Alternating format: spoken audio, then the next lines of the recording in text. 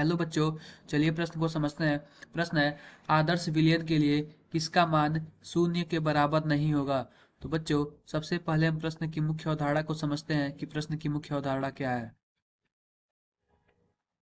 मुख्य अवधारणा। तो बच्चों, मुख्य अवधारणा में हम यह देखेंगे, मानते हैं कि दो दो दो विलयन कुछ इस प्रकार हैं, ए और बी कुछ इस प्रकार है। इन दोनों को मिलाया जाता है, इन दोनों को आपस में मिलाया जाता है, यानी कि दो यौगिक के आपस में मिलाया जाता है। तो मिलाने के बाद क्या होता है, अगर यह आदर्श विलयन है, अगर यह आदर्श विलयन है अगर यह आदर्श विलयन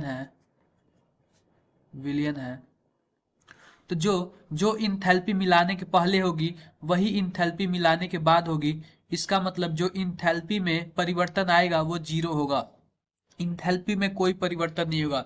इस प्रकार हम विकल्प सी दे, यानी ये तो विकल्प ए हो गया। अगर हम विकल्प सी की बात करें तो जो आयतन मिलाने के पहले होगा, यानी कि उनके आयतन में कोई परिवर्तन नहीं होगा, मिलाने के बाद भी आयतन उतना ही रहेगा, यानी कि उनके आयतन में कोई परिवर्तन नहीं होगा। अगर हम विकल्प डी की बात करें तो हमारे पास जो जो हमारे पास जो दाब हमारे पास पहले था पी ऑब्जर्व्ड, वही मिलाने के बाद भी दाब होगा, वही मिलाने के बाद भी होगा, यानी कि यह राउल्ट नियम का पालन करता है।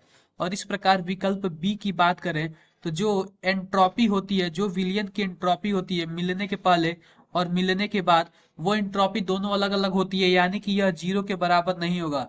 यानी कि एंट्रोपी जीरो के बराबर नहीं होगा। जीरो के बराबर अगर आदर्श विलयन है तो जो इंथैल्पी चेंज होगा वह जीरो होगा, जो वॉल्यूम यानी कि जो आयतन चेंज होगा वो भी जीरो होगा, और जो जो दाब होता है वो भी जीरो होगा, उसमें भी कोई परिवर्तन नहीं आएगा, और जो एंट्रोपी होता है उसमें परिवर्तन आएगा। तो इस प्रकार हम बोल सकते हैं कि जो जो डेल्टा एस मिक्सर है वह इसका मान जीरो के बराबर नहीं होगा। इस तरह हमारा विकल्प बी सही होगा।